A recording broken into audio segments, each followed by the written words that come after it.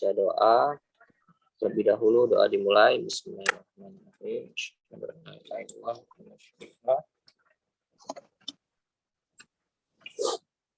Oke, doa selesai. Nah,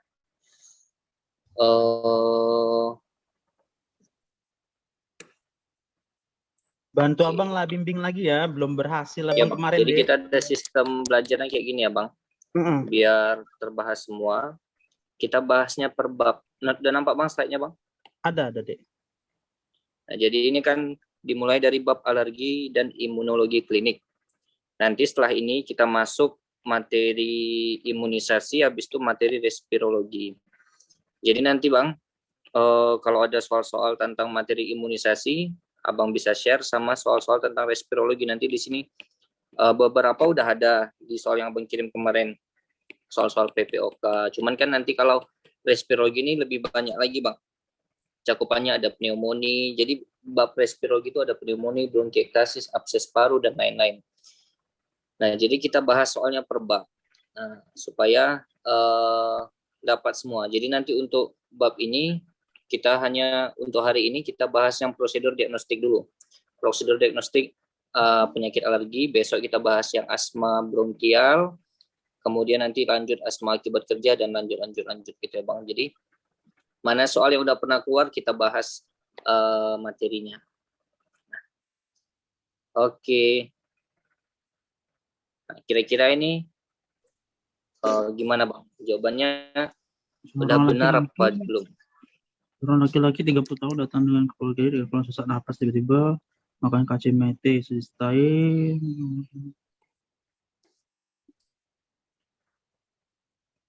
Setuju abang dek, ini kan hipersensitivitas tipe 1 nih ya. Oke, jadi kan pasiennya ini sesak nafas tiba-tiba, kemudian ketika makan kacang mente. Nah ini kemungkinan pasiennya ini sebenarnya awalnya dulu ini alergi food alergi. Nanti kita bahas di pertemuan selanjutnya, alergi makanan. Jadi alergi itu bisa alergi makanan, bisa alergi obat. Nah, memang kalau kita lihat dari prosesnya ini hipersensitivitas tipe 1. Tapi dia belum terjadi shock. Kalau udah shock nanti jatuh ke shock anafilaktik. Nah, tipe 1. Oke. Yang ditanyakan pemeriksaan penunjang. Pemeriksaan penunjang itu kan kalau kita lihat di sini semuanya berperan dalam menjelaskan alergi. Nah, kalau spirometri memang ini untuk melihat obstruksi pernafasan. Jadi untuk menilai obstruksi pernafasan kita pakai spirometri. Tes tempel ini juga untuk melihat ada tidaknya alergi. Nah, itu kesimpulannya. Tes tempel, skin prick test bisa untuk melihat ada tidaknya alergi. Serum IgE total juga bisa melihat ada tidaknya alergi. Tes inhalasi histamin juga untuk melihat ada tidaknya alergi. Nah, kenapa kita pilih yang skin prick test? Karena dia bilang untuk mengetahui penyebab alergi. Artinya kita kalau mau periksa penyebab alergi pasien, alerginya ini terhadap apa? Pertama kemungkinan kan terhadap protein yang ada di kacang mete. Nah, kalau protein yang ada di kacang mete itu ketika kita paparkan kepada pasien, kemudian muncul keluhan alergi, berarti dia memang alergi terhadap kacang mete. Nah, biasanya pasien alergi itu nggak hanya alergi terhadap satu alergen, bisa terjadi alergi terhadap beberapa alergen. Jadi kita bisa masukkan nanti protein-protein yang lain, protein telur, protein susu. Nah, jadi untuk melihat jenis-jenis alergen yang bisa mencetuskan alergi pada pasien, pilihannya kalau nggak skin prick test, tes tempel. Karena kalau spirometri kurang tepat, ini untuk menilai obstruksi pernafasan, serum IgE total juga kurang tepat, karena ini cuma mau melihat ada tidaknya peningkatan IgE. Tes inhalasi histamin ini untuk pasien asma nanti lebih khusus, namanya dia tes provokasi bronkus. Nah, jadi ada dua jawaban yang tes tempel. Nah, ini kita bahas. Nah, pasien datang dengan keluhan alergi. Alergi itu bermacam-macam manifestasi klinisnya, bisa di kulit, bisa di pernafasan, bisa juga di sistemik yang lainnya. Oke, tapi paling sering memang kalau nggak di kulit, di pernapasan. Jadi kita lakukan pemeriksaan laboratorium, fungsinya adalah hanya untuk memperkuat ada tidaknya alergi. Oke, jadi pemeriksaan laboratorium ini memperkuat pasien ini ada alergi atau tidak. Jadi bisa juga untuk pemantauan pengobatan. Setelah kita berikan pengobatan, gimana kira-kira proses alerginya, gitu ya. Dan bukan untuk menegakkan diagnosis. Contoh, untuk menegakkan diagnosis asma, diagnosis dan lain-lain, ya, itu nggak bisa kita lakukan pemeriksaan laboratorium yang ini. Ini hanya untuk memperkuat pasien memang ada alergi atau tidak. Nah, yang pertama bisa dilihat dari jumlah leukosit. Jumlah leukosit ini kan normalnya 4.500 sampai 9.000, beberapa referensi ada yang bilang sampai 10.000. Dari berbagai jenis leukosit ini ada yang kita sebut nanti hitung jenis leukosit. Nah, jadi misalnya pasiennya ini leukositnya 11.000 atau 10.000 atau 9.000. Nah, di antara leukosit-leukosit itu kan ada leukosit yang dominan. Leukosit yang dominan itu kita lihat dengan cara menghitung jenis leukosit. Nah, jadi biasanya pada pasien alergi kan Bang, leukositnya itu normal, kecuali kalau ada infeksi, barulah nanti leukositnya meningkat. Oke, itu kesimpulan pertama. Yang kedua, dari hitung jenis leukosit yang kita lakukan tadi, akan terlihat adanya eosinofilia. Eosinofilia itu apa? Eosinofilia itu eosinofilnya meningkat, ya, meningkat pada pasien alergi. Oke. Nah, tapi nggak selalu meningkat, ya. Jadi eosinofilia ini bisa meningkat, bisa tidak. Makanya tidak terlalu identik, ya. Kalaupun dia meningkat, ya, eosinofilianya ini akan meningkat 5 sampai 15%. Oke. Nah, eosinofil yang meningkat tadi 5 sampai 15% dari hitung jenis leukosit bisa menandakan adanya hipersensitivitas. Oke. Selain itu harus dipikirkan adanya penyakit lain. Contoh, eosinofil bisa meningkat pada pasien-pasien yang terinfeksi cacing, parasit. Ya, jadi eosinofilia itu bisa terjadi karena alergi, bisa terjadi juga karena cacingan. Karena keganasan, tapi jarang. Keganasan imunodefisiensi akibat radioterapi jarang. Yang paling sering itu alergi sama infeksi cacing. Nah, kemudian bisa juga kalau misalnya pasiennya sering bersin-bersin, sering batuk-batuk. Nah, kita lihat sel eosinofil pada sekret hidung, sekret sputum, sama sekret konjungtiva. Oke. Biasanya eosinofil ini akan banyak sekali di sekret hidung, mata, dan konjungtiva. Jika memang ini alergi, berarti eosinofilnya meningkat pada sekret-sekret tadi. Tapi kalau misalnya pada sekret hidung, sputum, dan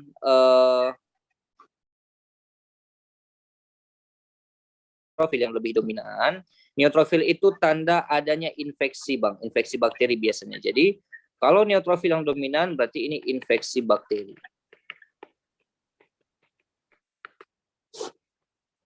Nah, kemudian serum pemeriksaan IgE. Pemeriksaan IgE ini kita bagi menjadi dua, ada yang IgE total. IgE total ini sering terjadi peningkatan IgE total pada penyakit alergi, oke. Tapi walaupun IgE tidak meningkat, ya, bukan berarti dia bukan alergi, oke. Dan IgE bisa meningkat pada keadaan-keadaan yang lain. Contoh, jadi infeksi parasit, ya. Jadi tampakan laboratorium alergi dengan parasit itu hampir sama. Makanya pemeriksaan IgE total ini sudah jarang dilakukan, ya, sudah mulai ditinggalkan. Kecuali pada pasien-pasien, contoh gini, ini bisa dilakukan pada yang kita khawatirkan seorang anak yang lahir dari orang tua yang memiliki riwayat alergi. Jadi kalau ditanya apa pemeriksaan yang tepat, pemeriksaan IgE. Kalau dia masih anak-anak, belum ada manifestasi klinis, ada riwayat orang tua yang alergi.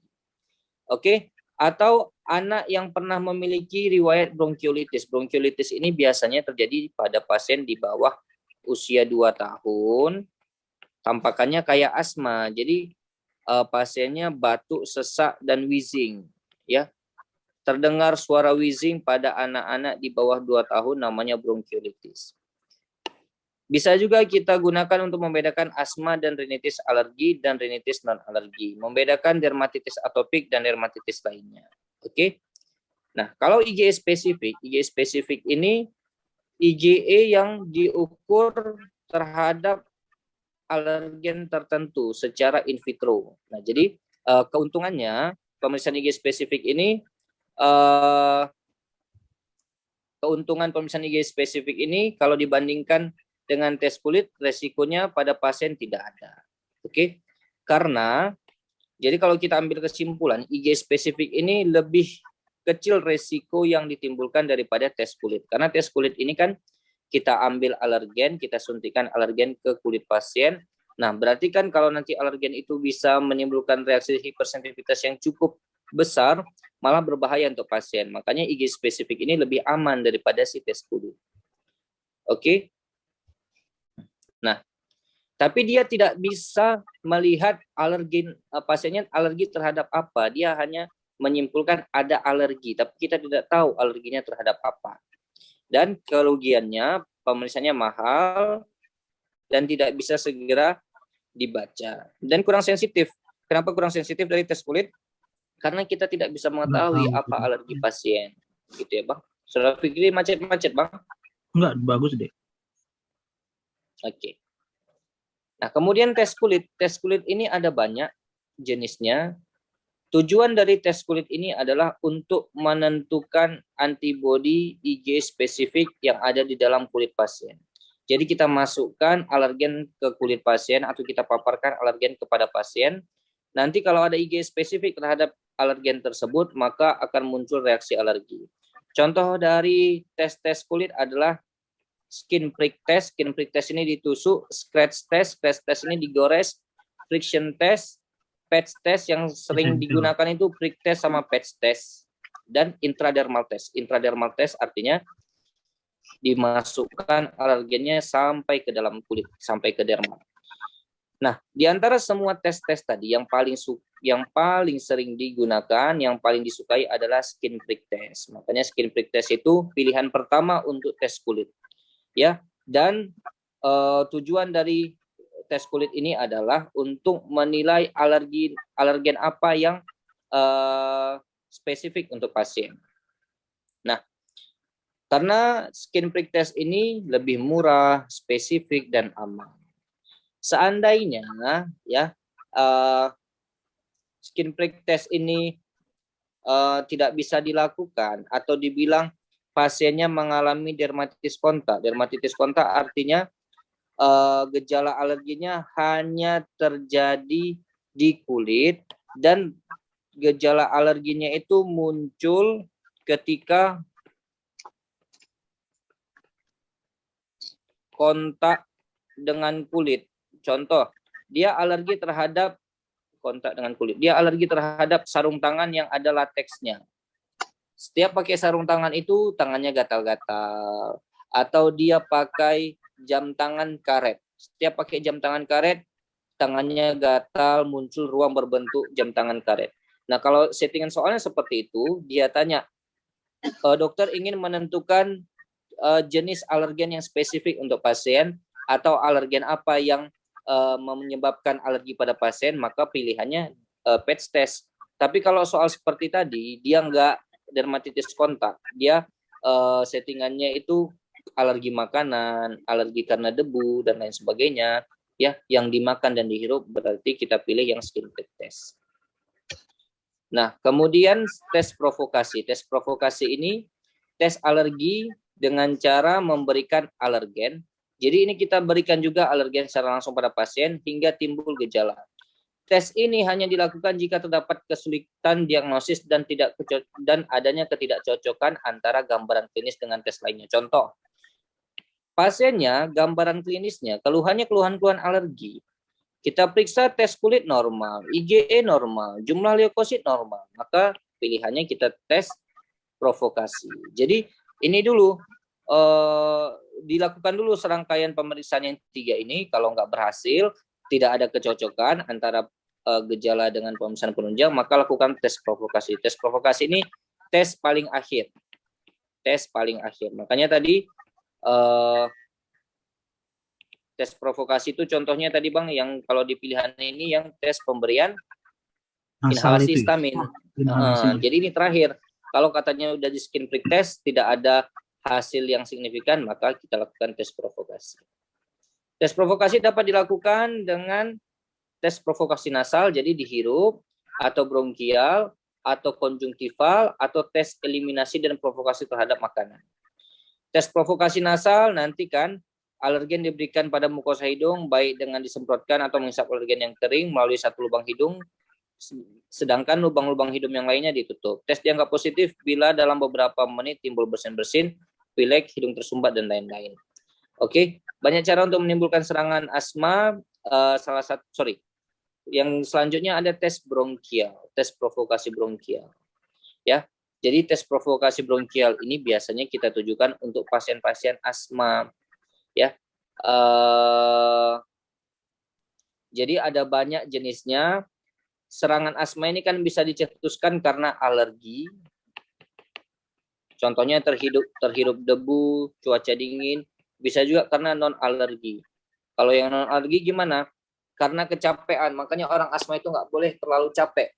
Makanya nanti dari tes ini yang sering digunakan adalah tes kegiatan jasmani atau exercise induced asthma. Exercise induced asthma ini artinya pasien diminta beraktivitas dulu, baru dilihat ada nggak keluhan sesak setelah aktivitas yang berat tadi.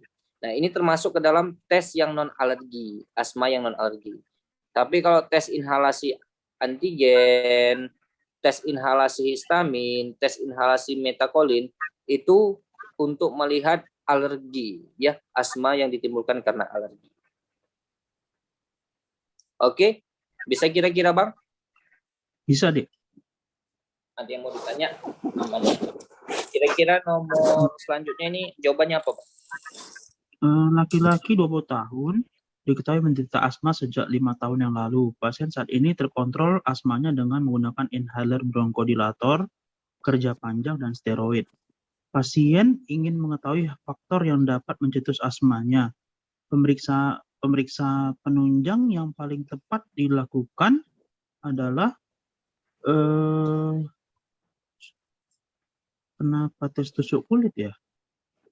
Pasien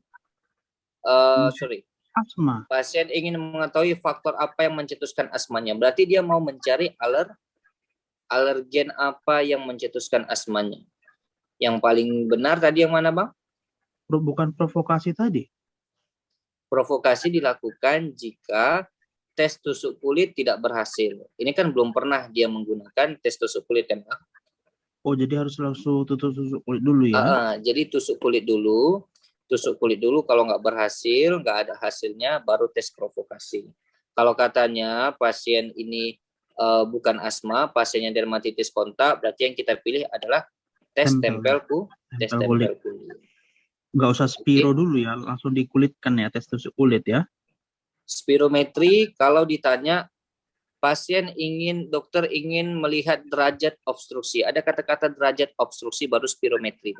Spirometri. Tapi kalau misalnya faktor yang mencetuskan asmanya, kalau kita pakai spirometri kan kita nggak tahu apa aja faktor pencetusnya. Makanya tes tusuk kulit. Oh, oke. Paham Abang Dek. Oke, kalau kadar IgE total kita hanya melihat, oh ini pasiennya memang alergi. Tapi kita nggak tahu alergi apa. Iya. Gitu ya. Eosinofil? Eosinofil juga sama ya. Sama. Kalau eosinofil meningkat, kemungkinan bisa alergi, bisa cacingan, bisa juga karena keganasan. Tapi kita nggak tahu dia alergi terhadap apa. Kalau kita mau tahu, oh ini dia alergi terhadap debu misalnya. Tes tusuk kulit kita lakukan tes tusuk kulit. Kita masukkan antigen debu misalnya gitu ya, Bang. Iya, tes tusuk kulit ini sama dengan skin prick test ya. Nama lainnya itu prick test sama ya, Bang. Bahasa Indonesianya ya. Okay. Kalau ini Bang? Seorang laki-laki 40 tahun datang dengan keluhan sesak napas tiba-tiba saat sedang makan es kacang merah. Oke, kacang merah. Sesak nafas disertai mengi, pasien tidak merokok. Dari pemeriksaan fisik didapati tekanan darah bagus, nadi bagus, RR agak cepat, suara nafas vesikular wheezing dijumpai. Pemeriksaan penunjang yang diperlukan untuk menegakkan diagnosis pada pasien adalah dia maunya pemeriksaan untuk menegakkan diagnosis. Setuju lah kayak tadi juga deh, tes tusuk kulit, prick test. Kalau ronsen nggak ada gunanya, sputum buat apa karena dia asma, uji provokasi bronkus kalau seandainya dia belum pernah melakukan prick test. Agda buat Ya. apa, ya kan? Ya. Jadi yang paling benar kalau untuk menegakkan diagnosis awal skin prick test atau Harus uji provokasi prick test. bronkus. Uji provokasi bronkus dilakukan kalau misalnya tadi belum ada hasil atau hasilnya tidak sesuai. Iya. Jadi boleh aja kalau hasilnya tidak sesuai. Maksudnya Ronsen ini gini, bisa kita maksudnya gunakan Bang. kalau nggak sesuai itu gimana deh? Prick testnya misalnya gini lah ya, pada soal ini dijumpai prick test negatif gitu. Berarti harus kita bronkus provokasikan gitu. Dijumpai prick testnya nanti skin prick test itu ada di sini nanti dia Bang. Maksudnya Ini normal gitu. 0 hasilnya, tidak ada reaksi. Hasilnya negatif. Itu baru kita nanti bronkuskan ya. Baru kita lakukan bronko tes provokasi bronkus. Provokasi ya. Oke.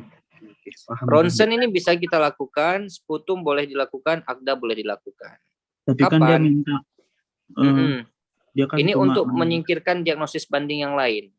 Iya. Menyingkirkan bronkitis. Sputum juga untuk menyingkirkan adanya infeksi. Agda, analisa gas darah boleh dilakukan kalau dia udah asma berat. Kalau asma berat, biasanya pasiennya akan mengalami gangguan analisa gas darah. Awal-awal nanti dia hipoksemi, lama-lama nanti hipokapni berarti nanti pasiennya mengalami alkalosis respiratorik. Lama-kelamaan bisa menyebabkan asidosis respiratorik dulu. Lama-kelamaan hipoksemia yang berkepanjangan bisa menyebabkan asidosis metabolik ya. Jadi akan ada gangguan pada analisa gas darah kalau pasiennya sudah asma berat. Jadi karena ini masih asma berat itu biasanya pasiennya udah nggak terkontrol lagi pakai obat-obatan, kemudian kesadarannya juga udah terganggu ya. Di sini kan masih aman semua ya Bang, tekanan darah masih aman juga, berarti masih awal asmanya. Oke. Oke dek. Bisa Bang. Oke, bisa. Kalau ini Bang? Kalau ini seorang laki-laki 27 tahun datang berobat ke polialergi dengan keluhan gatal-gatal berulang setelah makan kacang-kacangan juga. Riwayat alergi dan asma pada keluarga dijumpai. OS direncanakan untuk pemeriksaan tes kulit. Pernyataan berikut yang benar adalah tes kulit yang paling mudah dilakukan dan minimal efek sampingnya adalah skin prick test. Kita simpan dulu. Skin prick test dilakukan pada pasien skin prick test. Salah ya, dermatitis kontak. Ya, dermatitis kontak harusnya apa tadi Bang? Patch test. Patch test, mantap. Betul. Patch test. Sebelum melakukan tes kulit harus dilakukan pemeriksaan eosinofil tes kulit. Tadi ini kayaknya nggak perlu. Nggak perlu ya? Nggak perlu Bang. Oke. Skin prick test tidak berkorelasi dengan kadar IgE spesifik. Tidak ada berkorelasi, harusnya berkorelasi. Ya, di sini dia. Iya ya. Ini dia. IgE spesifik.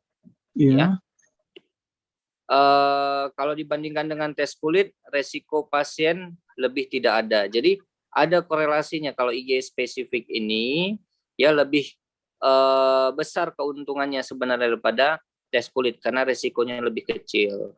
Ya. Kemudian tes kulit, ya Bang. Kalau seandainya IgE spesifik sama coba agak ke kiri kan sedikit. Nah ini total sama spesifik ini kira-kira soalnya macam mana bunyinya ya?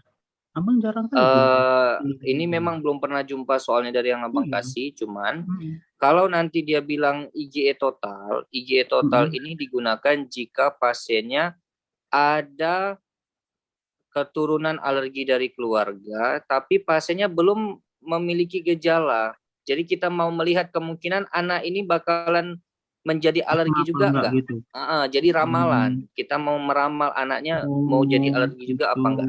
Kalau IG spesifik, Iya, iya. ini bisa dilakukan jika Mm-mm. tes kulit ini beresiko terhadap pasien. Contoh, pasiennya Oh, lagi nggak boleh nih dilakukan tes kulit karena dia lagi menggunakan obat-obatan tertentu dan harus ditunggu selesai pengobatannya. Ya, contoh, ada nanti obat-obat yang harus ditunggu, di stop jadi dulu nggak, obatnya.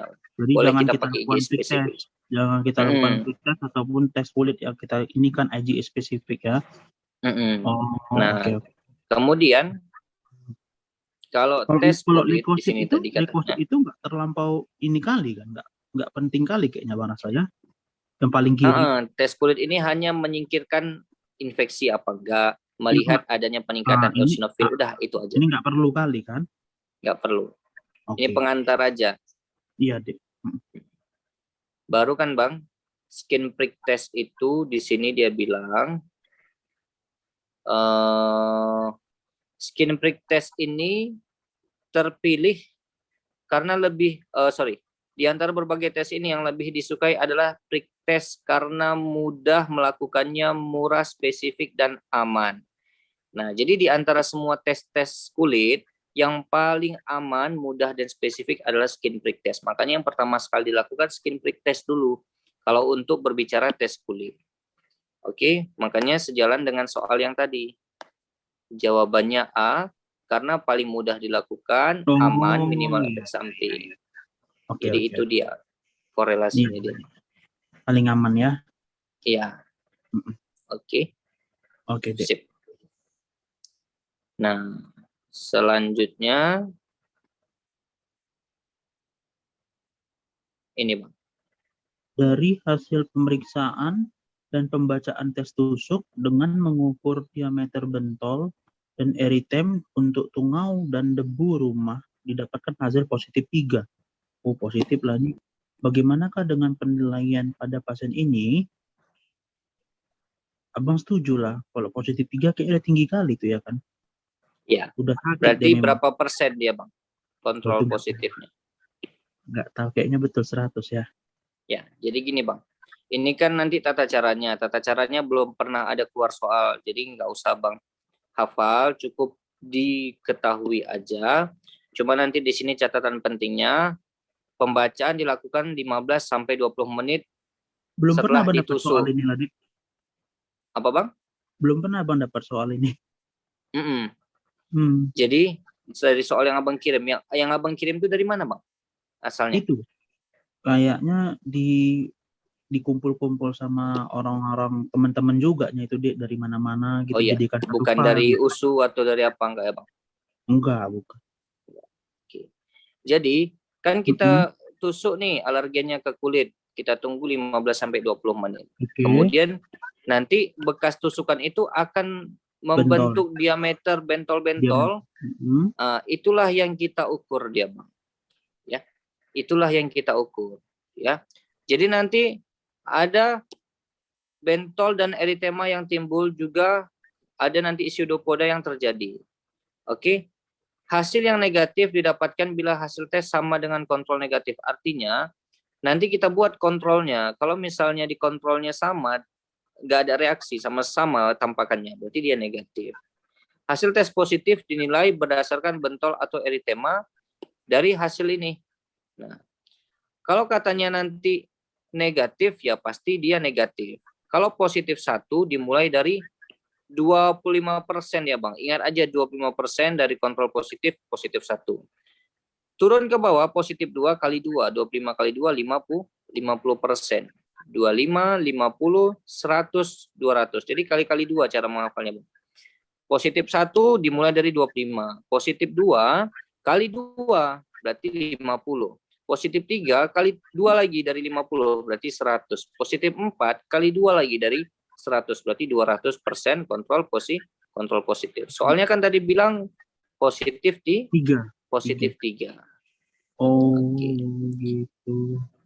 Jadi yang perlu dihafal ini Bang hasilnya, Jadi hasil tes-tes dikatakan positifnya. dikatakan positif jika Positif berapa? Satu pun sudah bisa. Mulai dari positif 1 udah positif dia, Bang. Oke. Cuman kan berbeda-beda persenannya. Nanti yang keluar persenannya. Oke. Iya, oke. Di sini ada 5 tingkatan ya, Bang. Negatif 1, 2, 3, tingkatan yang 4. pertama, Iya. positif 2, 3, 4, 5. Oke. Ya, jadi ada 5 yang harus Abang hafal. Negatif, positif 1, 25%, positif 2, 50%, positif 3, 100%, positif 4, 200%. Kalau patch test ini pembacaannya kan kita tempel Iya. kayak koyo dia, Bang, tapi di dalamnya itu ada alergen. Nanti setelah 48 jam ditempel ya, pembacaan dilakukan setelah 48 jam, sesudah plasternya dilepas, kemudian pasien diminta menunggu selama 1-2 jam. Kita pasang hari ini. Baru 2 hari lagi suruh dia balik, 48 jam. Kita lepas, tunggu sampai 1 jam atau sampai setengah jam, baru dibaca. Ya, nanti akan tampak, kalau yang nampak hanya eritem saja, Bang, tanpa ada yang lain, eritem aja, kemerahan saja, berarti dia positif negatif. Kalau tidak ada tampak apa-apa, berarti dia 0. Eritem saja positif negatif. Kalau tidak ada tampak apa-apa, 0. Kemudian positif 1, eritem tambah edem. Eritem tambah edem. Positif 2, eritem, edem, papul. Eritem, edem, papul. Papul itu nanti bendolan-bendolan kecil. Benjol-benjol kecil. Positif 3, sudah ada physical bula. Jadi 0 tadi tidak ada reaksi.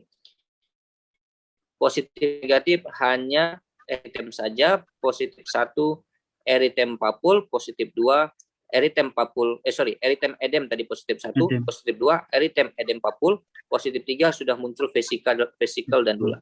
Vesikel dan bula ini benjolan, isinya air. Kalau papul isinya padat. Dia nggak air dalamnya. Dalamnya itu solid. Kalau nanti dalamnya udah ada airnya, berarti vesikel atau bula. Vesikel lebih kecil ukurannya daripada bula. Bula lebih besar. Oke, jadi nanti positif 1 ini reaksi ringan, reaksi kuat positif 2, reaksi sangat kuat positif 3. Oke, Bang? Oke, Dek.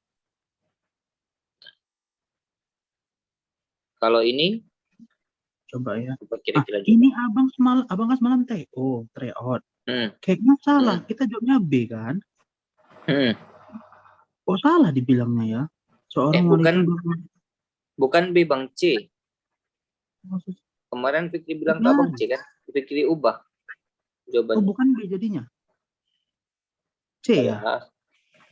Seorang wanita 8 tahun datang ke poliklinik spesifik dalam dengan keluhan sering pilek-pilek. Jadi mau dilakukan prick test, apa yang harus dilakukan persiapan sebelum untuk melakukan prick test? C jawabannya. Jadi kenapa? Nggak boleh memakai steroid dengan 3 hari. Iya. Jadi gini, Bang. Nah, skin prick test, jadi kan penjelasannya ini di sini cukup panjang. Udah Fikri buatkan bagannya kayak gini. Dia kalau mau melakukan skin prick test kan, Bang, sebelum melakukan skin prick test, tanya dulu dia ada minum obat apa aja. Oke. Di sini kan katanya nggak diceritakan. Belum ada ya, nggak ada jelaskan. Cuman dia bilang apa persiapan yang harus dilakukan. Berarti kalau dia minum steroid ini kita bagi 2. Ada yang sistemik itu tablet, bisa injeksi, bisa. Kalau dia minum sistemik yang jangka singkat ini maksudnya masih singkat dia minum steroid sistemik, nanti dibilang masih belum lama. Kita bagi menjadi 2. Kalau dia minum jangka singkat yang dosis rendah, dia harus minum dosis rendah itu contohnya prednison di bawah 20 mg, berarti dia harus menghentikan obat itu minimal 3 hari. Tapi kalau dia minum prednison lebih dari 20 mg, berarti dia harus menghentikan obat itu 2 minggu. 1 minggu. Baru boleh dites skin prick testnya. Oke.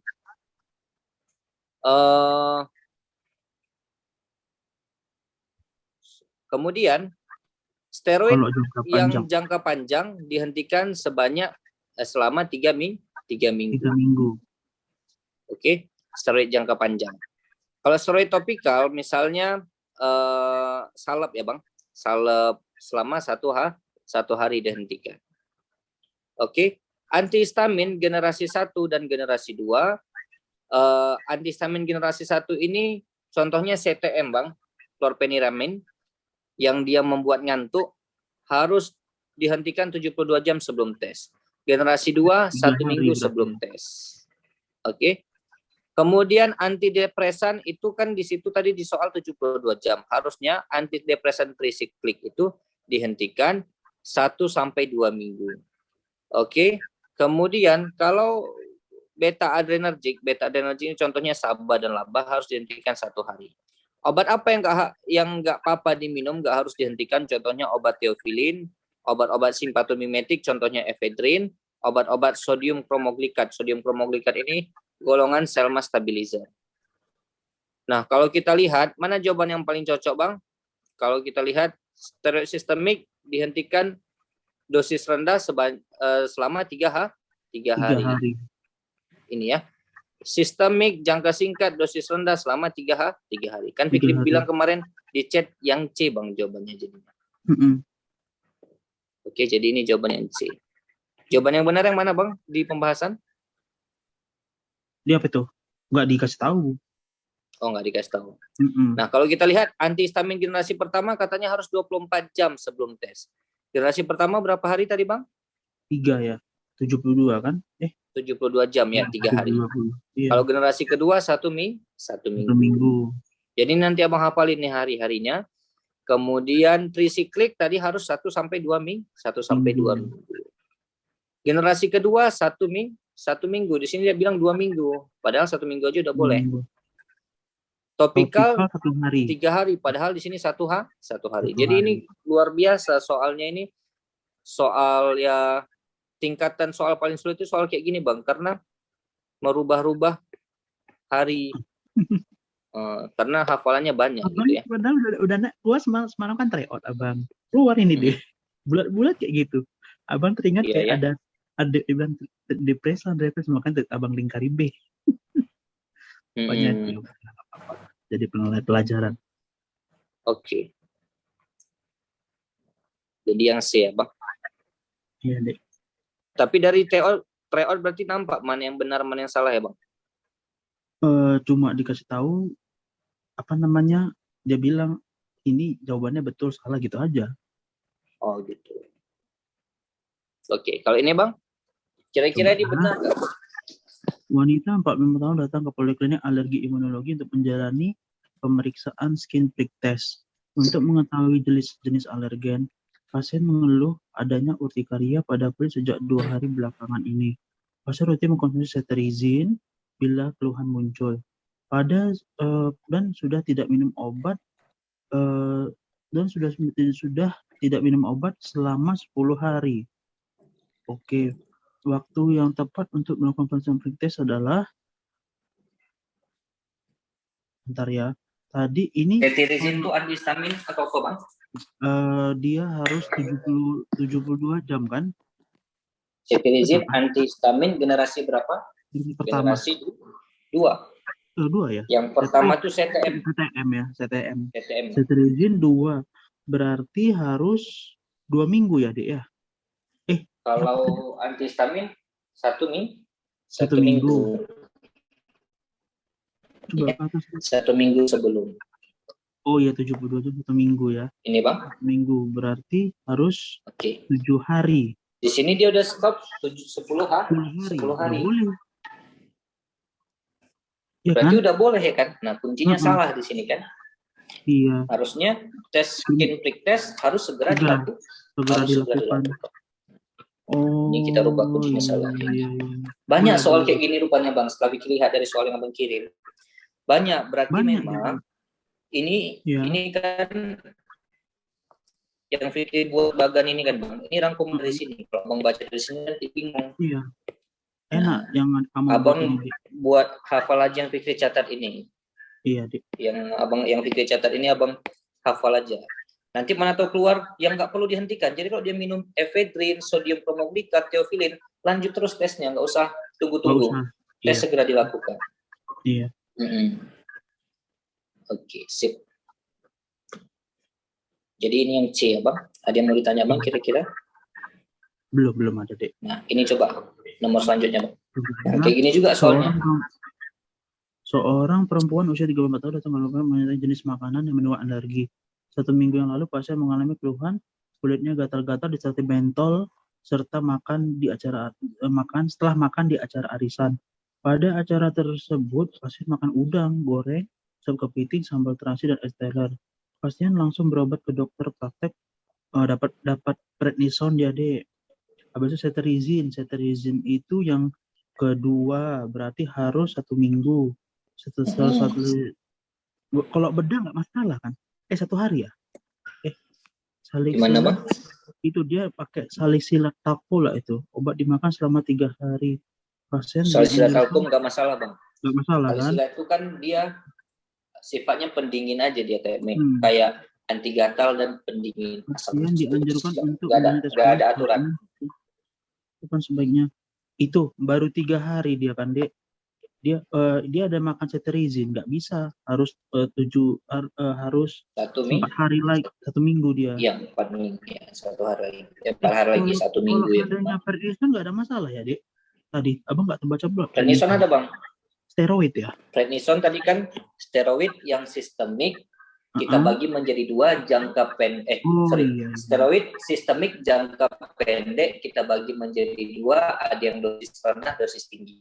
Prednison di bawah 20 mg itu dosis rendah.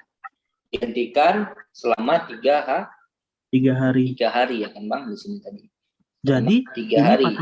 Patokan ini kita tadi yang jawaban yang di TO Bang. Patokan kita nggak usah masuk yang paling jauh karena dia minum.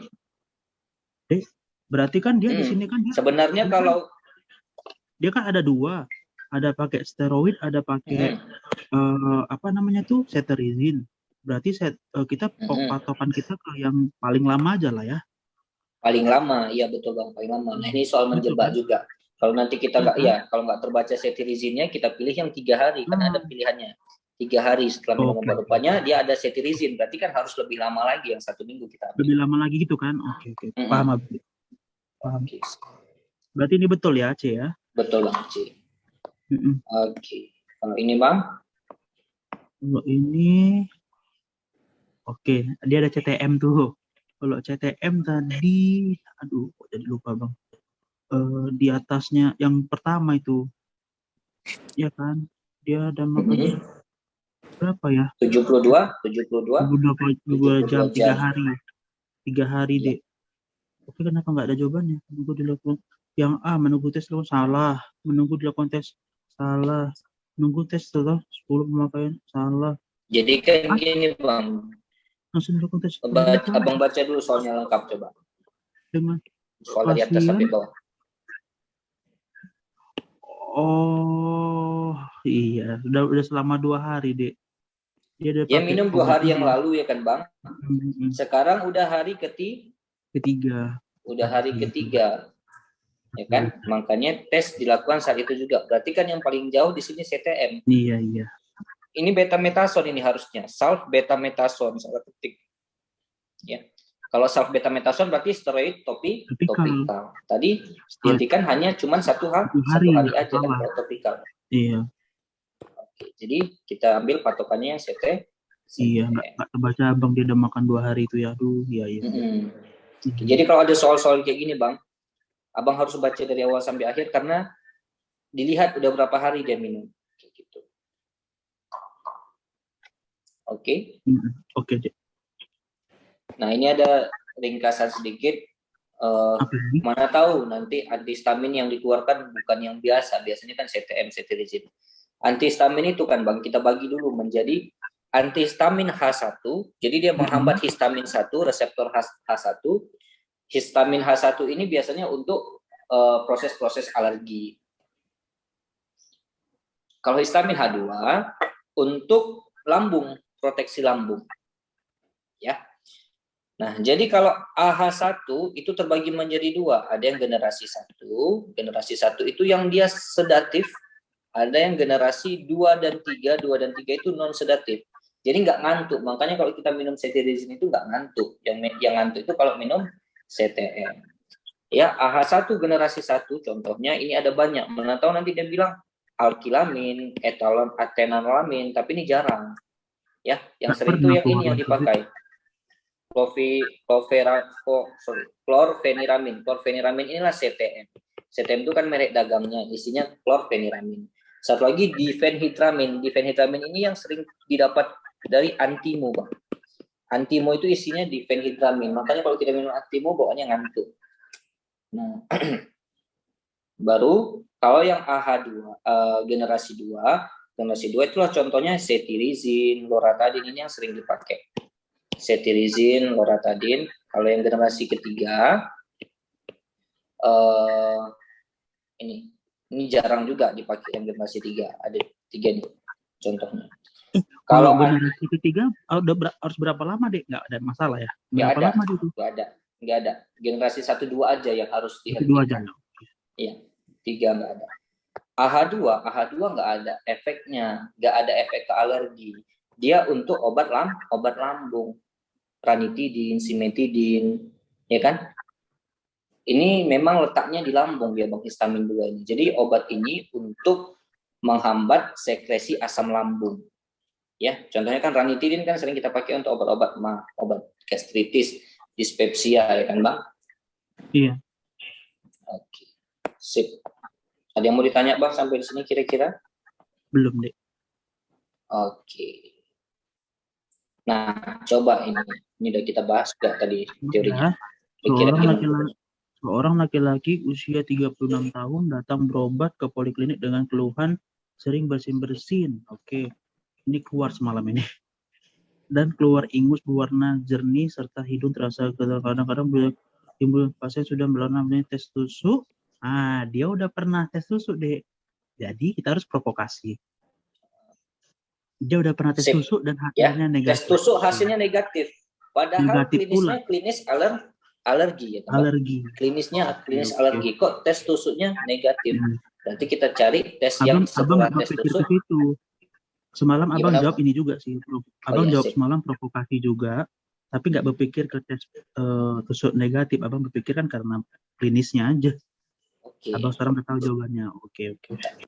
Jadi tes provokasi nasal itu kan, Bang, bisa juga untuk mengetahui penyebab alergi. Jadi untuk mengetahui penyebab alergi itu 2 tesnya. Tes kulit, kita nggak bilang tes tusuk, tes kulit, karena tes kulit itu ada banyak. Tapi di antara tes kulit ini yang paling baik, paling mudah, paling minim resikonya adalah skin prick test. Kalau dia adalah soal provokasi bronkus. Bronkus itu kapan kita lakukan? Nah, itu nanti di asma dia, Bang. Pembahasan asma nanti setelah besok kita bahas. Soalnya ada juga kan, semalam ada soal tes provokasi bronkus. Makanya dalam minggu ini bab tentang alergi kita selesaikan. Nanti minggu depan kita udah masuk bab yang lain. Boleh. Bantu Jadi, Bang, ya. Jadi Bang, fokusnya nggak pecah. Jadi Abang minggu ini alergi udah tuntas. Kita nggak balik-balik alergi, Abang nggak ngulang-ngulang aja nanti. Nah, jadi kita dapat nanti semua bab itu insya Allah sampai bulan 10 semua bab udah kita bahas. Amin. Oke. Nah, itu satu lagi apa tuh panah ke sebelah kanannya? Tes kulit. Ini tes provokasi nasal. Tes provokasi lah intinya. Tes provokasi itu ada banyak, Bang. Bisa provokasi nasal, bisa provokasi bronkus. Nah, jadi jenisnya ada banyak sebenarnya. Nanti kita bahas di asma. Jadi tes provokasinya ini digunakan jika skin prick testnya hasilnya negatif dan rancu lah ya. Dan rancu. Oke. Sip. Kalau yang lain kan kurang tepat ya. Kenapa nggak tes inhalasi histamin? Tes inhalasi histamin kan juga tes provokasi. Kalau kita lihat di sini kan, Bang. Tes inhalasi histamin itu juga tes provokasi. Tes provokasi itu kan ada banyak jenisnya di sini. Tes provokasi nasal, ya tes provokasi nasal ini contohnya nanti dia disuruh mensemprotkan atau menghisap alergen. Jadi alergen yang dimasukkan ke sana. Kalau tes inhalasi histamin termasuk ke tes provokasi bronkial. Histamin yang kita berikan itu bukan alergen. Jadi interpretasinya gini, setelah dia menghirup histamin, ya muncul keluhan. Tapi bukan alergen. Histamin itu kan memang reaksi yang ditimbulkan dari tubuh. Jadi kan proses alergi itu gini, Bang. Gak sensitif gitu ya. Menandakan ini memang alergi, tapi kita nggak tahu apa alergennya. Tahu apa, betul. Ini alergi. Pasien proses alergi itu simpelnya gini, Bang. Datang alergen. Alergen ini nanti akan berikan ke berikatan ke IgE. IgE ini menempel pada sel mas. IgE saya fikir buat IgE tambah sel mas. Di permukaan sel mas itu ada IgE. Jadi kalau IgE ini menangkap alergen, IgE ini akan membuat sel mas pecah. Sering dibilang di teori itu degranulasi sel mas. Degranulasi sel mas itu artinya sel masnya pecah. Ketika sel masnya pecah, sel mas ini akan mengeluarkan histamin. Nah, histamin inilah yang menjadi masalah. Histamin ini kalau pergi dia ke bronkus, dia bisa membuat bronkus mengecil, makanya dia sesak, inflamasi, edema di sana. Pergi ke hidung, dia buat bersin-bersin. Pergi ke kulit, dia buat merah-merah. Jadi makanya obat yang kita berikan antihistamin untuk menghambat histamin ini jangan sampai berikatan terhadap reseptor-reseptornya. Oke, kalau kita kasih histamin, muncul reaksi alergi, berarti dia alergi positif. Tapi kita nggak tahu dia alergi apa. Kalau kita mau tahu dia alergi apa, ini yang kita berikan alergen. Makanya histamin itu kurang tepat. Itu cuma menimbulkan, ini memang ada alergi. Iya, patofisiologi. Berarti ini hipersensitivitas tipe 1 kan? Iya, tipe 1. Semua alergi itu tipe 1, Bang. Oke. Nah, dari alergi nanti bisa berkembang jadi asma. Makanya asma itu juga gabungan dia. Lingkarilah alergen ini, Dek. Patofisiologi bagus sekali nih. Maksudnya kayak dibuletin gitulah. Tandain yang kamu buat. Gitu. Sip. Nggak apa-apa.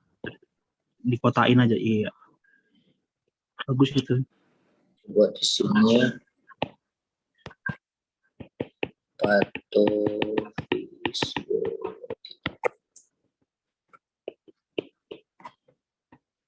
Oke. Patofisiologi.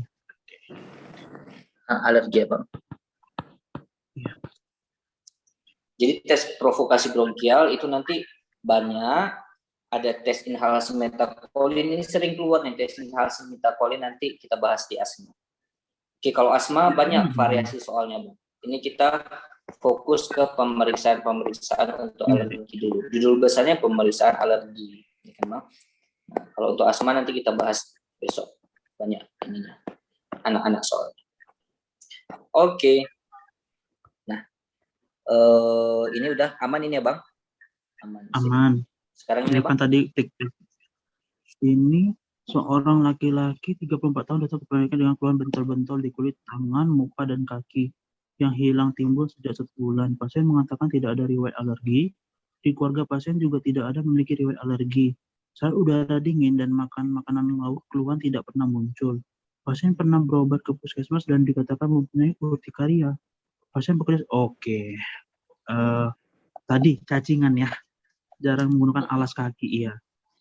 Berarti yang kita khawatir apa? Yang ya. Jadi pada pasien ini pada pasien ini apa yang meningkat? Eosinofilia kan tadi kan? Eosinofilia. Maka akan terjadi peningkatan eosinofil. Oh, jadi tidak kan? Karena dia ada riwayat. Gimana, Bang? Kita periksa dari tinja ya, bukan dari darah tadi ya, leukosit tadi ya, paling sebelah kiri. Oh, enggak, gini konsepnya, Bang. Kalau kita dapat pasien eosinofilia, anggapan kita ini bisa alergi, bisa cacingan. Oke. Kalau riwayat pasien,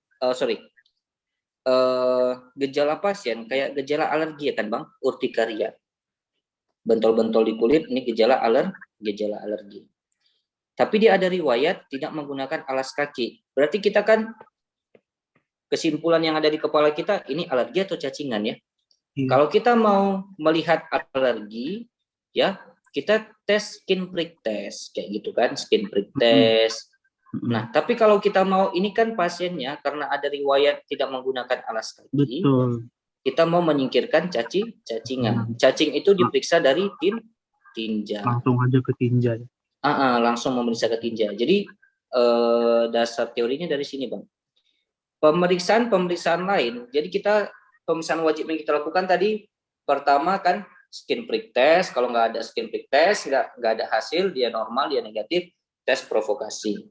Baru rupanya ya hasilnya masih meragukan. Kita mau cari nih penyebab-penyebab yang lain, ada nggak kemungkinan. Spirometri untuk menentukan obstruksi saluran pernafasan. Oke.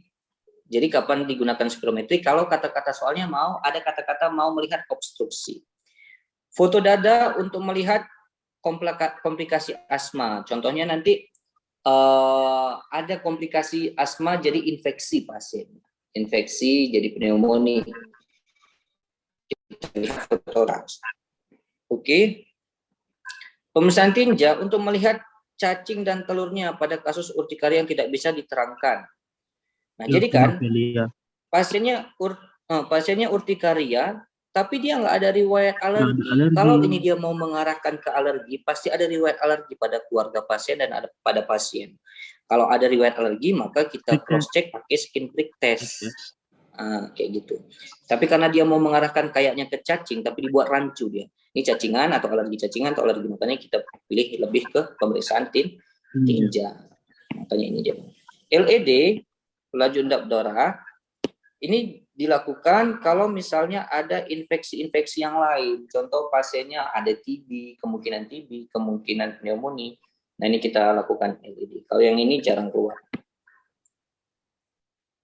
Oke. Bisa, Bang? Bisa, Yang mau ditanya? Belum ada, Dek. Habis. Ini coba sampai di sini. Dulu, coba diapakan dulu, Dek. Abang lihatkan soal tryout semalam ini. Mungkin ada beberapa yang kayak gini juga. Oke, Fikri stop share screen-nya. Kita bagikan dulu. Belum mau ngapa-ngapain kamu kan? Belum, aman. Kayak mana? Belum diizinin, Abang ya? Tonton. Share.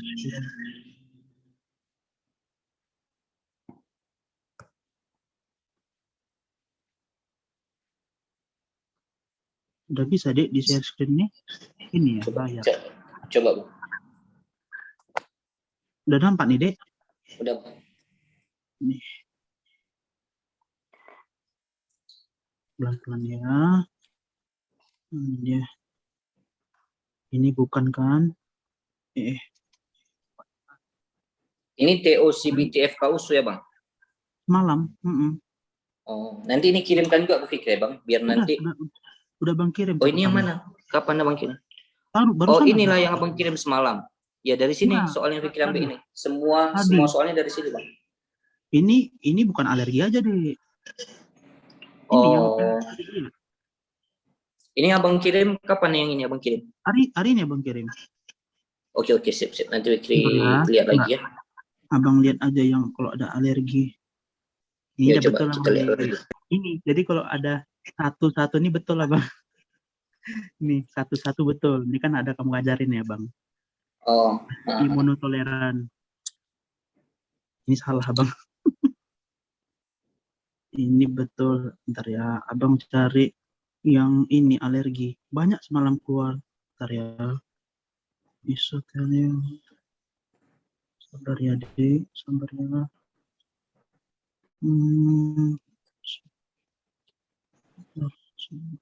Berarti ini yang buat USU ya, Bang?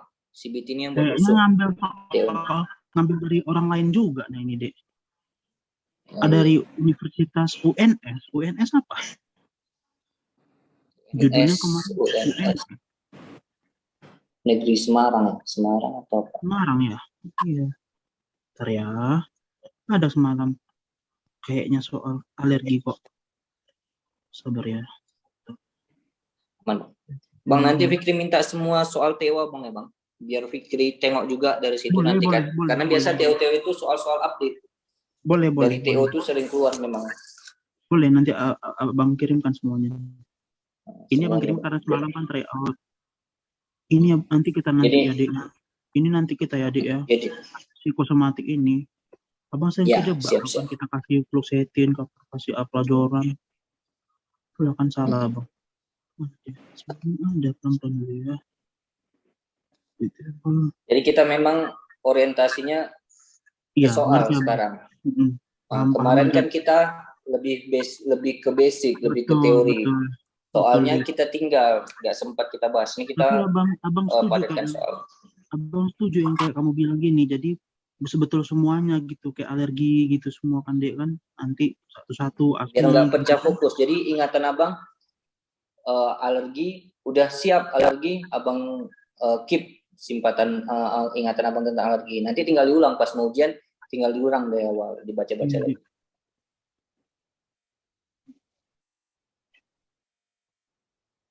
Ini apa? Nih, kok salah Bang ya? Abang jawab C semalam nih lah, kalau nggak salah Bang. Seorang laki-laki berusia 40 tahun penderita jantung tiba-tiba seperti digigit serangga. Oh bukan, bukan ya, bukan alergin ya.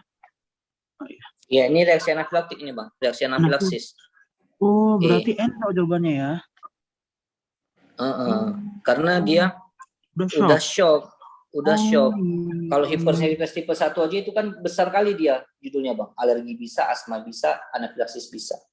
Kalau udah shock, nanti kita bahas juga lah tentang anafilaksis. Cuman babnya Fikri nggak tahu kalau di penyakit dalamnya anafilaksis di mana. Nanti Fikri cari lagi di penyakit dalam. Nanti Fikri sisipkan di setelah ini. Setelah ini, Dek. Betul iya ya. Karena dia udah shock. Tahu shock dari tensi ya? Atau dari sensorium? Tensi. Dia tiba-tiba tensinya turun dan tunggu Bang, naik ke atas Bang. Itu kan ada riwayat terkena duri atau tersengat? Tergigit ya? Mana tuh dia? Mana dia tadi? Ya, pelan-pelan. Udah jauh kali kayaknya ke atas. Nih. Seorang laki-laki menderita penyakit jantung koroner tiba-tiba seperti digigit serangga. Oh, digigit serangga dia, Dek. Ya, jadi reaksi anafilaksis ini ciri khasnya pertama disuntikkan obat, tiba-tiba dia sesak, habis itu bentol-bentol, habis itu edem di pernafasannya. Edem di pernafasan itu ditandai dengan adanya suara wheezing atau stridor. Habis itu tekanan darahnya menurun, shock. Itu ciri khas dari anafilaktik. Kalau belum ada shock, nah itu belum anafilaktik. Makanya ini udah masuk dalam anafilaksis. Enggak ada Bang jawab semalam ini. Aduh. Ya udahlah, apa-apa. Kan masih tryout ya kan, Dek. Oke. Bentar ya, Abang cari mana ya? Kemarin banyak kan. Nih, betul Abang kan? Ini Abang jawab ayam ini. Seorang laki-laki membuat roti bekerja. Asma karena pekerjaan. Nanti kita bahas juga ini ada. Ini nanti kita belajar ya, Dek. Apa salah nih semalam nih? Abang jawab bola kok nggak salah ini. Ini dia orang Amerika mau ke Indonesia. Apa yang mesti? Vaksinasi ya. Nanti kan di imunologi kan? Ya ada. Nanti Bang di akhir kita bahas. Setelah inilah. Ini betul. Ada lagi kemarin. Itulah ya. Oh berarti cuma satu ya kayaknya ya. Bentar ya. Bentar ya. Sabar. Volume. Ini apa? Cuman ini nggak bisa. Edukasi hemodialisis ini masalah paru. Depresi Spirni. Nih. Betul lah Bang ini. Apa Bang? Oke, kira-kira provokasi ya. Ya. Karena dia udah ini sama kali kayak soal tadi ya Bang. Masa? Oh ya. Nah, inilah usianya berapa? 36. Usianya 36 ya Bang. Sama kali. Coba Fikri baca Bang samakan ya. 36 tahun, berobat ke poliklinik, sering bersin-bersin keluar ingus. Iya kan? Sama dia. Iya.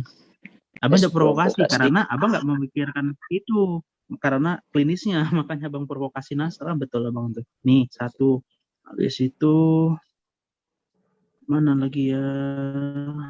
Nih, ini soal yang kamu ajarin nih kan, tambahkan Ivabradin. Ingat kali abang ini. Mm-mm. C, betul abang. Hmm, ini salah bang. HCC nih. Abang sangka ini udah jelek, besar kali ukurannya kan. Mungkin saya tinggi lah ya kan. Abang best supportive care kayaknya mungkin jawabannya suara pendek nih ya. Salah bang semua. Ya nanti kita bahas lagi bang. Mana dia? Mana dia ya? Memang Nggak lama susah-susah kali juga. soal orang abangnya. Hah? Nih, Susah-susah kali. eh ini kamu ajarin abang nih, primary karena nyeri dadanya Di sejak bawah 2 12 jam, jam ya. Dan dibawaan 2 jam, jaraknya di bawah 2 jam ya ke ini. 2 Sip. jam, abang primary betul. Banyak kayaknya abang betul semalam, mudah-mudahan lah makin meningkat. Ini mana ya? Ini abang salah lah. Abang bingung, ini kan hepatitis C, Dek. Tanya sedikit lah ya. Hepatitis Ah, C. Jadi abang mau ngasih sofosbuvir, daclazavir selama 12 minggu, tapi nggak ada pilihan jawabannya. Abang pilih ayam kemarin, salah. Apa betul? nanti kita nanti kita bahas lagi bang. Ada pilihan yang lain berarti. Nanti kita Oh, bahas. iya. Oke. Di hepato. Mana ya? Karena materi yang dari slide itu nggak terlalu lengkap. Jadi Fikri memang harus buka buku penyakit dalam lagi, Fikri bedah di penyakit Oh, iya, dalam iya. di buku IPD. Di IPD lebih lengkap kan pilihannya dia. Lebih semua Sama di situ. konsensus lah memang lebih lengkap. Mana ya? Nih, betul juga Abang Dek. Seorang laki-laki usia 39 tahun datang ke IGD dengan keluhan sesak nafas, batuk-batuk, mengi disertai dengan mata gatal. Pasien baru saja bekerja di pabrik deterjen, kemudian ditimbul serangan sesak, namun kemudian pasien dibawa ke UGD. Keluhan ini sering dirasakan bila pasien bekerja dan berkurang bila hari libur. Pemeriksaan awal apakah yang harus Anda lakukan? Abang jawab A semalam. Spirometri Ya, sebelum dan sesudah kerja. ya sip. Ini kan diagnosisnya asma akibat pekerjaan. Pekerjaan. Makanya jawabannya betul yang A itu bang. Harus itu kan apa karena obstruktif ya. Obstruktif. Ini abang salah lah, Dek. Besok lah ya. Abang jawab ini semalam ringan, Dek. Obstruktif ringan. Karena abang mengaca di FEV1 per FEC-nya 73%, masih kan masih tinggi itu kan. Abang jawab ringan, tapi salah kayaknya. Itu salah bang ini. Iya. Nanti kita bahas besok ya bang. Kita masukkan juga. Ya. Ini apa ini? Pemeriksaan penunjang yang paling diperlukan pada pasien ini. Apa ya? Kok lupa bang? Oh. Dia Ini seorang perempuan 35 tahun datang ke Poligami dengan bentol-bentol disertai dengan kemerahan gatal. Gatal dirasakan mengganggu kerja pasien. Gatal dan bentol biasanya menghilang dalam 1 hari. Sebelumnya pasien makan kerang. Abang jawab oral food challenge nih di ya sini. betul. Betul tapi kan bang. Betul tuh, satu-satu betul. Ya. Karena ini topiknya nanti alergi makanan kita masuk nanti. Oh gitu ya. Banyak jadi dalam ya. satu bab itu kan bang, kita masih bahas tadi yang pemeriksaan umum. Besok kita asma, habis itu nanti oral food, olahraga obat, kita masuk sana. Ya, ini dia dari gegastro. Ini betul bang ya? Oh betul nih, 1 ya. Nih, orang pasien mengeluh sering timbul-timbul bentol-bentol dan kemerahan pada kulit, disertai gatal-gatal setelah makan udang. Dia nanya, patogenesisnya apa? Abang biar inilah merupakan tipe 1. Ya. Tapi kalau seandainya yang A itu deh, tertangkapnya antigen pada reseptor IgA yang saling berhubungan dan menempel pada sel plasma dan basofil, salah ya? Jadi nanti dia ada patogenesis, ada patofisiologi bang. Nanti kita bahas. Nah, ada beberapa perbedaan. Kalau untuk patogenesis, patogenesis itu yang menimbulkan, gitu kan? Patofisiologi itu ya, patogenesis kan awalnya patogenesis itu berarti ayam itu patofisiologi? Harusnya enggak. Ini abang memang jawab yang D bukan A. Enggak, abang jawab D nih semalam. D. Oke, nanti kita bahas. Nanti kita lagi di program. Patogenesis itu bagaimana dia awal menimbulkan reaksi. Patogenesis setelah reaksi, apa gejala yang ditimbulkan? Patofisiologi. Berarti maksud Fikri kalau apa gejala yang ditimbulkan? Maksud Fikri kalau patofisiologi itu aturnya dodol ya, yang A yang patogenesis gitu. Iya, harusnya gitu. Cuma nanti kita lihat lagi ya Bang, karena kita harus acuannya ke buku. Abang selalu jawab hipertensi tipe 1 kalau gini-gini. Ini lagi nih, keluar lagi dia. Seorang laki-laki 25 tahun ke rumah sakit EDM dengan keluhan sesak nafas, corona dingin, tensinya 90 setelah makan kepiting beberapa jam sebelum yang lalu. Abang food challenge kan juga ini. Betul kan? Food challenge kan? Iya Bang. Oke. Habis deh. Dah, itu dia. Tapi udah Bang kirim juga ke kamu kok. Oke, baru Fikri udah dikirim kok Bang. Nanti Fikri masukkan lagi ya. Oke, nah memang kan kalau di alergi makanan itu patofisiologinya ditulis di sini kan Bang. Alergi makanan pada orang dewasa dapat merupakan reaksi yang memang sudah terjadi saat anak-anak atau reaksi yang memang baru terjadi pada usia dewasa. Secara umum, patofisiologi alergi makanan diperantarai oleh IgE. Ya, makanya jawaban yang IgE itu masuk ke patofisiologi. Betul Abang tadi. Patogenesisnya yang reaksi hipersensitivitas tipe 1. Jadi kalau patofisiologinya berhubungan dengan IgE. Patogenesis tapi sayang kali ya, salah semalam Bang yang dia digigit serangga itu ya, bukan satu ya, shock anafilaktik itu ya. Aduh, baru tahu Bang karena tensinya rendah itu ya. Iya Bang.